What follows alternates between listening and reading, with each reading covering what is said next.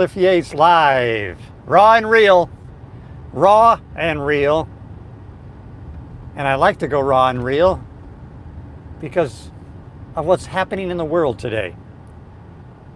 A lot of the content that is generated is AI generated BS, and it's hard to tell what is real anymore. Hey, is this really what I'm looking at? This is video, but is it AI generated? And so I like to go raw and real on my vertical YouTube streams for two different reasons.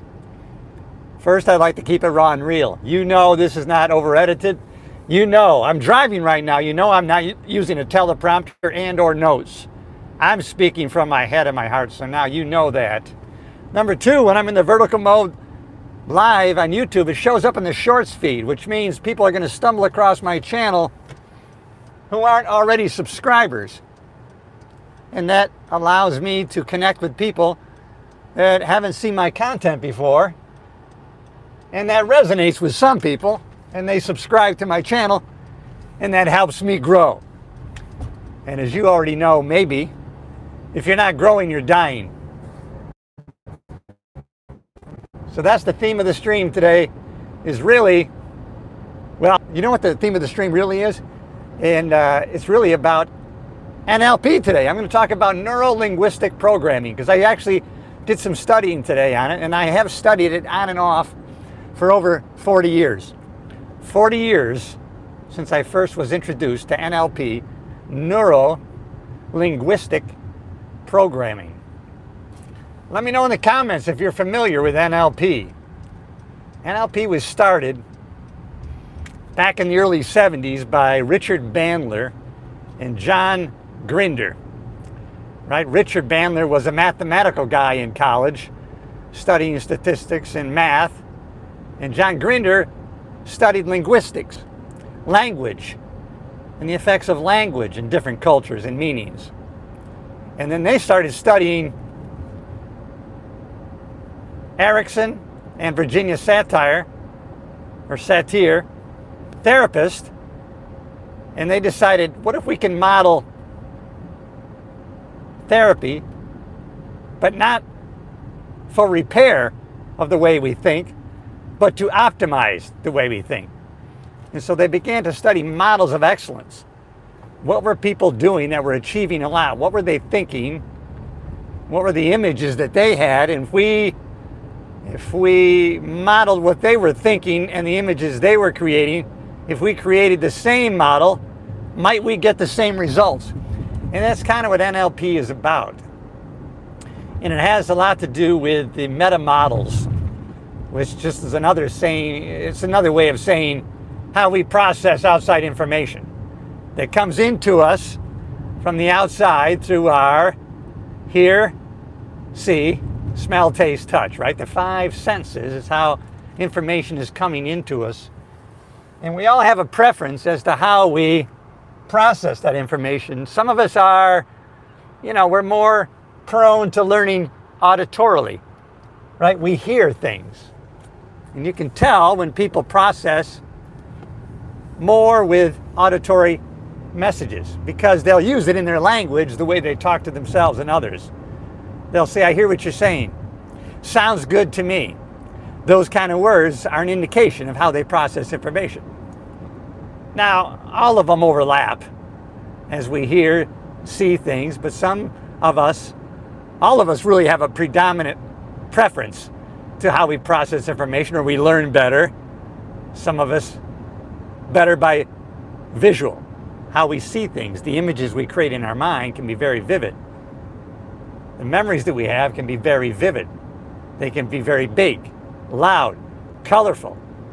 And people who prefer visuals, you hear it in their language. Oh, I see what you're saying.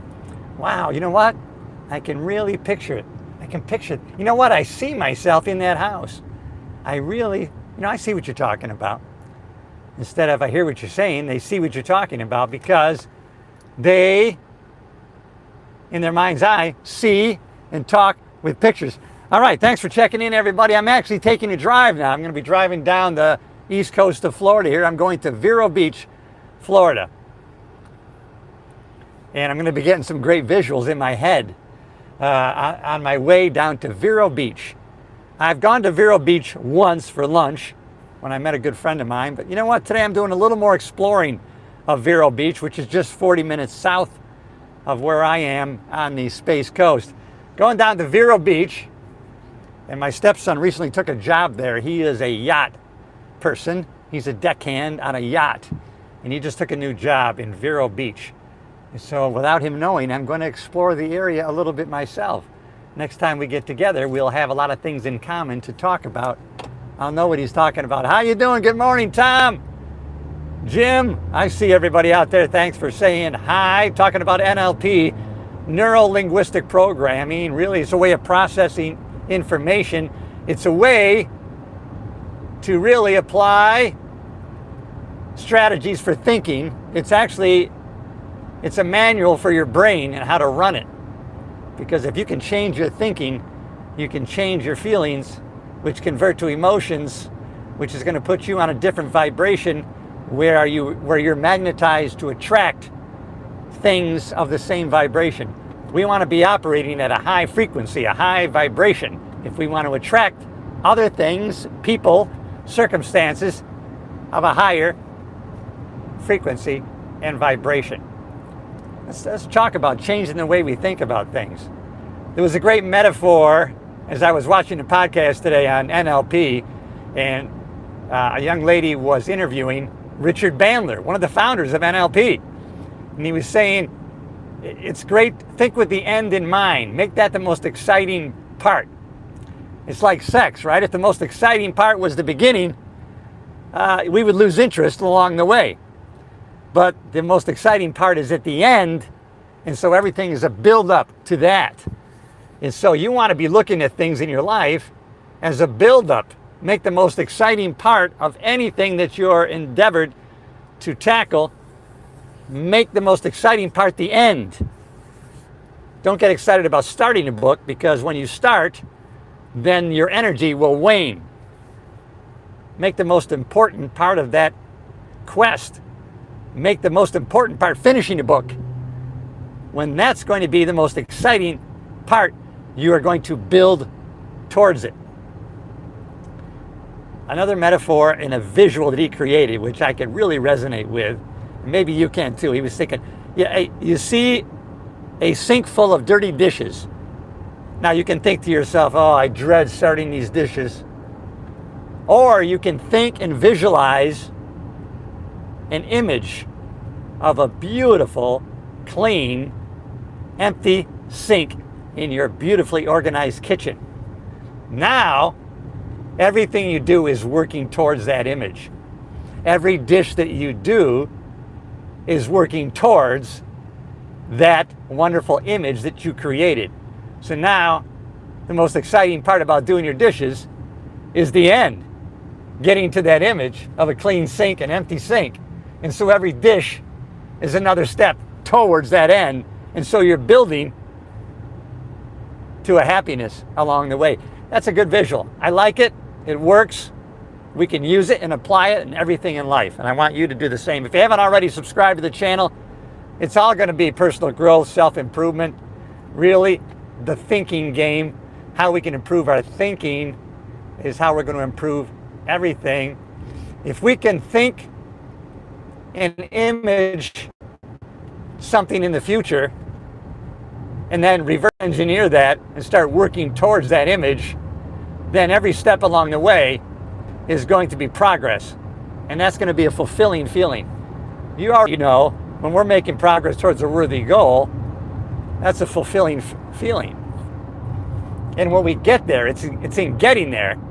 Once we get there, we're going to be hooked on repeating it, because once we get there, we're going to have things that come with it. The oxytocin, the dopamine, all those positive hormones that get into the bloodstream and affect us in a positive way. And then we can say, what's next? And that's the question we want to answer, right? I talk about powerful questions, right? Because our brain is always going to be looking for the answer no matter what we ask of it. Why am I so screwed up? It will look for an answer. It won't argue with you. So ask powerful questions. Don't ask why. Why did this happen? Why Why? What? No.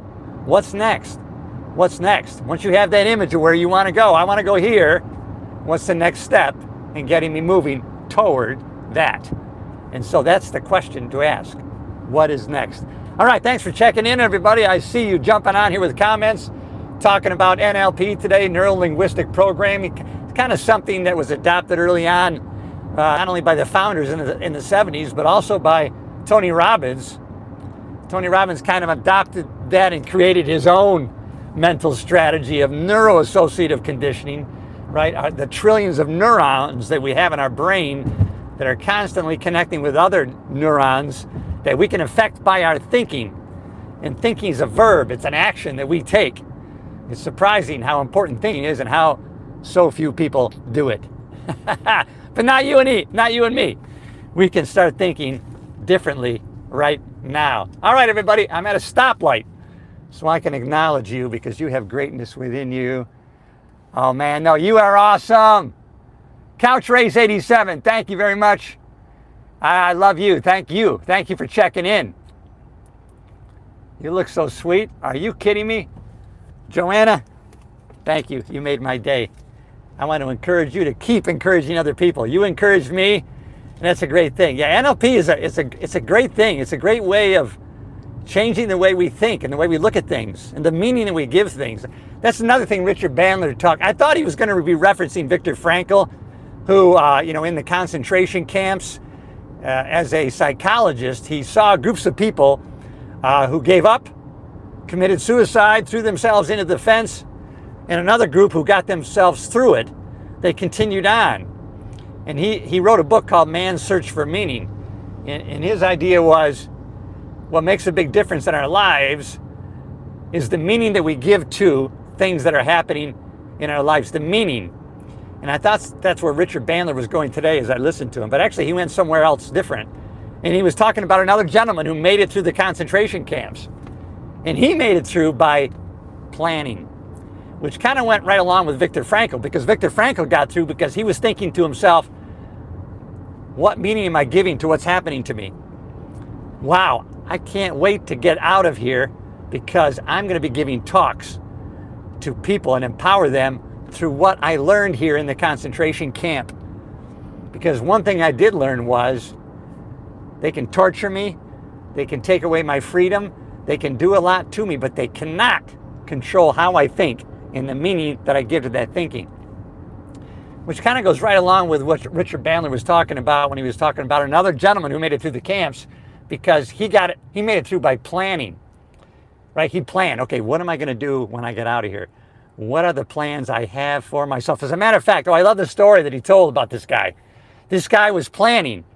While he was in the concentration camp, he planned, what's it called, a haberdashery? He was planning a clothing store in New York City, right down to the detail, every detail to that clothing store, to every board on the floor and things he put on the walls and how he was going to hang the clothes. He planned that while he was in the concentration camps. And when the war was over and he was freed, it took him a while, but he got to New York City and he opened that store and he made that dream come true.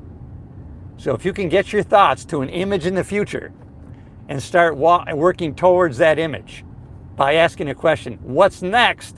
And then taking action towards that vision. It's not enough, and he brought up a good point, Bandler did. It's not enough to visualize, right? We got to kind of, all of our cortexes, our pre-cortex, and all their brain functions really overlap. So we have to visualize and actually think about what we're visualizing and marry those visions with a feeling and really combine all of that together with emotions that are going to drive us towards what's next in achieving that. And when we achieve, we're going to get there, and everything that goes along with it, those good feelings, the dopamine, the oxytocin, all those hormones that get dumped in the bloodstream that we're going to get addicted to, and we're going to want to repeat that.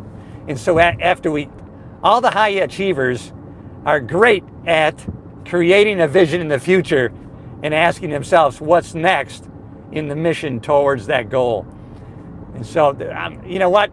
Everybody talks in a way that makes everything so complicated. And it's really, really very simple. Richard Bandler said it. It's so simple. When a bad vision, bad when you get a bad picture in your head, very quickly shrink it down. Change the size of it in your head. Change it to black and white. Shrink it down to something very small and replace it with a more empowering picture. A bigger picture, more colorful, louder, an image in the future that's going to guide you in that direction. It's really how simple it is. You know, it's like health and fitness with all of the gurus out there and trainers and all the nutrition experts. They really try to make it very complicated, you know, I guess because then you're going to think I need them to solve these problems when they're so simple, right? Eat nutrient-dense foods. You know, do the best you can about ferreting out what is a nutrient-dense food. It's not a fake food. It's not just sugar. We want nutrient-dense foods. We want to move a lot, move the body a lot. We want to get plenty of sunlight, plenty of sleep. We want to play at something. We want to constantly be learning, and we want to avoid doing stupid shit that might get us hurt or injured, texting while driving, drinking and driving. These kind of things are very simple, and if we make them daily habits, then they'll be daily non-negotiables. And that's what I study. That's what I love learning. And you know, I know where I'm at. And I'm getting clearer and clearer on where I want to go and what's next in getting there. And that's what my content is always going to be about. And so if that resonates with you, subscribe to the channel, please. Leave a comment. You know, interact with the channel a little bit, because that tells the computer, you know, whatever you want to call the algorithm, hey, people like the content, they're consuming it. I better show this to more people. And we should always be trying to expand our influence. Having a positive impact on other people in their life, no greater joy. And if you haven't done it, try it. Try it today, and you can do it. All right, everybody, I'm heading down south on the beach. I'm on A1A, and it's a beautiful sunny day, 70 degrees about there, and I just gave a lady some joy. Spread it yourself. What you want in your life, put it out there. You want joy, you want love, you want happiness, put it out there. Start being that. Start loving, and you're going to experience loving. It's very, very simple. But NLP, Neuro-Linguistic Programming, check it out. Richard Bandler, John Grinder, they still teach it to this day. They still have seminars, webinars. Richard Bandler has 35 books dealing with NLP.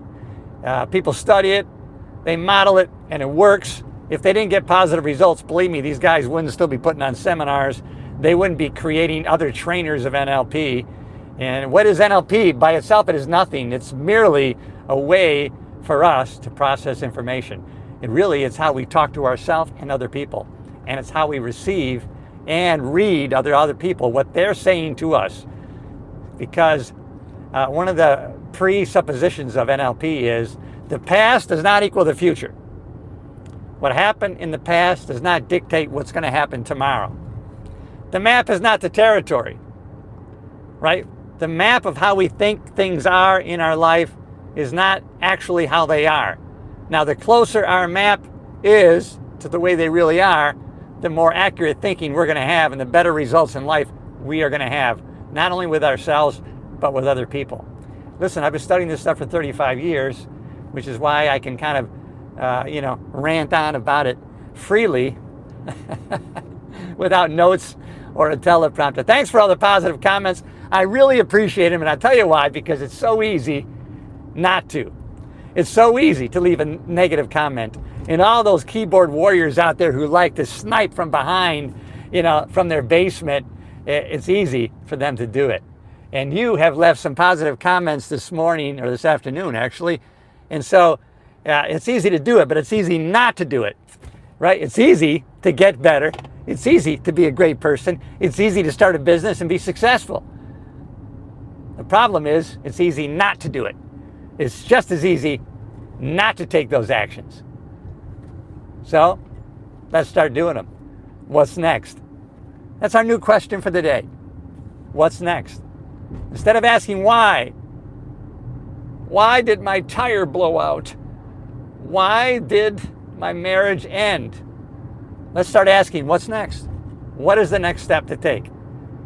And if we keep asking that question, spaced repetition, we're going to get an answer. Your brain will come up with an answer. It always does. You have greatness within you. If I haven't expressed love and appreciation for you, I want to do that now. All right, everybody. I'll see you in the next video. I got more studying to do. I got to figure out how to end it. All right.